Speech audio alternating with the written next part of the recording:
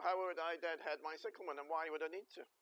Thing is, the flowers are always coming and going. So your cyclamen will flower gradually all the way through the winter. So at some point it's going to end up looking like the one that we said don't buy, where it has lots of dead heads and the stems are bending over. So what you need to do is just learn how to deadhead it. So here we have a cyclamen that might look a bit like yours. So we've got a few flowers, one that's just gone over, and you can see the petals hanging there. One that's actually finished flowering and made a seed pod. And then you have a few little pointy ones that are just starting. So it can be quite difficult to work out if they're coming or going. So we have put a picture on here and a picture on the website just to show you how they go from narrow, pointy, to full flowering, and then to the end where they have a little round ball, which is the seed pod. So your cyclamen, your pride and joy, might end up looking a little bit like this. So you can start to see that we've got some rounded stems, that's the seed pod starting. But also you can see how the flower petals end up lying on top of the leaf. We don't really want that to happen because they can start rotting. So the first thing is that would come off, so your old petals you need to take off. And then you can see here that we have a seed pod, so holding the plant, because it's quite easy to pull it out of the ground or the pot, take the stem as low as you can and pull. So you're tugging it out like that. So you want to see a little end on the stem, which means that you've got all of the stem out. What you don't want to see is it snap halfway, so you end up with a piece like that and a piece still attached to the plant. That will die down and spread into the corm and actually cause disease. So it's most important that you pull all of the stem out. Normally you can just go around the plant and you can see these rounded ones and take them out. They're fairly obvious. But you have to look right into the foliage as well, because you may have missed one and it's still hiding down there. And then you've got these ones which are just starting. When they're very small, like that, you could mistake that for a seed pod. If you're not sure, just leave it a bit longer, because it will eventually form a flower. And if it's a seed pod, it'll just get bigger and bigger and rounder, so you know you can take it off.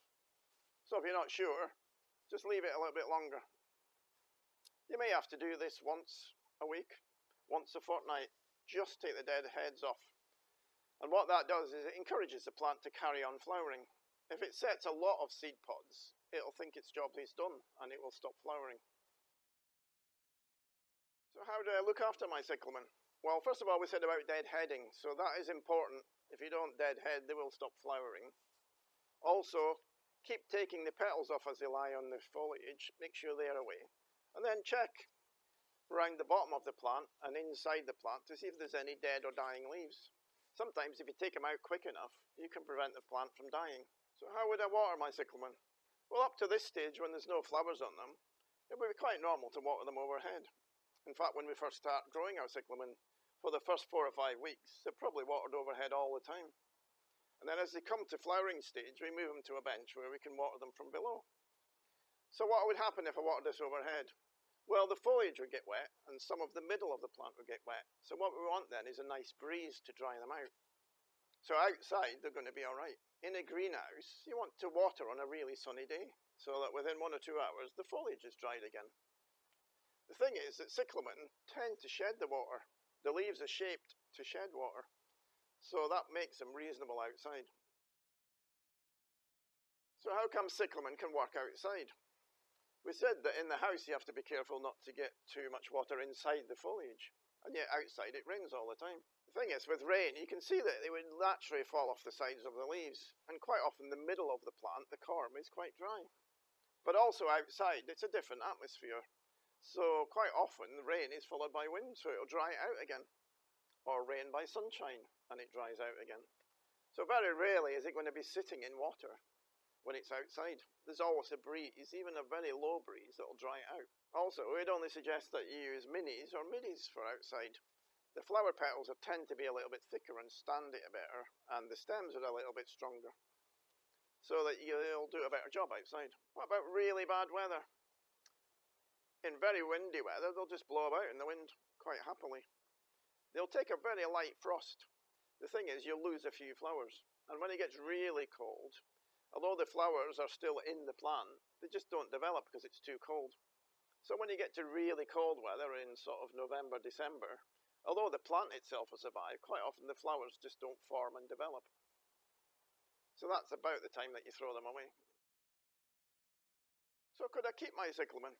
Thing is, in the old days, you used to buy cyclamen from corms and grow them that way. You can still do it. All of these cyclamen form corms. So it might be a tiny little corm that would develop in the middle of the plant. But if you dry them out gradually over the winter, allow the leaves to dry down naturally, you'll be left with quite a hard little corm that will start up and flower again next year quite easily. So it is quite possible, even with these modern hybrids, to get a little corm that you can keep. So why are cyclamen all different prices? Thing is, it all boils down to room and how much space it takes to grow them. Sometimes how long it takes to grow them. So this big cyclamen needs more room, takes a little bit longer to grow. So this would be more expensive than, say, a mini cyclamen. And mini cyclamen, you can squeeze more on your bench, so you can get more money, so it makes them a little bit cheaper to grow. So not only space, but also the way you grow them. It's possible to grow a really tiny mini cyclamen like that, and you get lots more on the bench compared to quite a nice cyclamen like that. Thing is, this one will never grow as big as this one. It's been grown to be a bit smaller, and it's younger. So this is about half the age of this one. So the way cyclamen are sold also makes a difference to the price. So quite often cyclamen are packed in little packs, and that makes it a little bit cheaper for the grower to grow them, pack them and sell them. So quite often packed cyclamen are quite cheap. Thing is, they don't really like to be grown in packs, and it's much better to buy a cyclamen that's been grown in a bit more space. So you might pay a little bit more for a bigger cyclamen, say that one, but you can see you only need maybe 2 of these to cover the space that this pack has got. So sometimes just buying a bigger cyclamen can be the answer. Quite often you see a cyclamen with a few massive leaves, and you might compare that to one with lots of little leaves. The ones with the little leaves, lots of little leaves, will have more flowers. So every leaf potentially has a flower at the bottom of it. So more leaves, more flowers.